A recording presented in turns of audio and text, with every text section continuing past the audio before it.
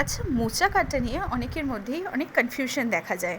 অনেকে মনে করেন এটা বোধহয় খুবই ঝঞ্ঝাটপূর্ণ, আবার অনেক সময় কাটার অভাবে খেয়ে ওঠাও হয় না। তো আজকে আমরা খুব সহজে মোচা কাটা দেখে নেব, কিভাবে আমরা খুব সহজেই মোচা কেটে নিতে পারবো। তো চলুন দেখে নেওয়া যাক। তো ফার্স্টে আমরা এই পাপড়িটাকে খুলে আলাদা করে নেব। দেন এই ভেতরের যে অংশগুলো থাকে এগুলোকে ফুল বলা হয়। এবারে একটা ফুল নেব, নিয়ে তার ভেতরে এই যে শক্ত মতো একটা অংশ থাকে সেটাকে বাদ দেবো, আর এই যে তারপরেই একটা ছোট খোলা থাকবে সেটাকে বাদ দেবো। এইভাবে আমরা প্রত্যেকটা ফুল থেকে এই শক্ত অংশ আর খোলাটা আলাদা করব।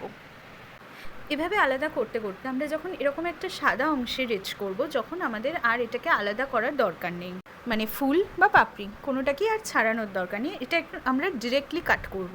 এবার একটা হ্যান্ড চপারের মধ্যে সমস্ত ছাড়িয়ে রাখা ফুলগুলোকে দিয়ে দেব, আর যে সাদা অংশটা থাকবে ওটাকে কিউব করে কেটে এর মধ্যে দিয়ে দেবো।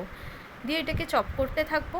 অ্যান্ড চপ করার পরের লুকটা তোমরা দেখতেই পাচ্ছ, খুব ফাইনলি চপ হবে, এতে কোনো হাতে আঠা লাগার বা কোনো কিছুর কোনো টেনশন থাকবে না।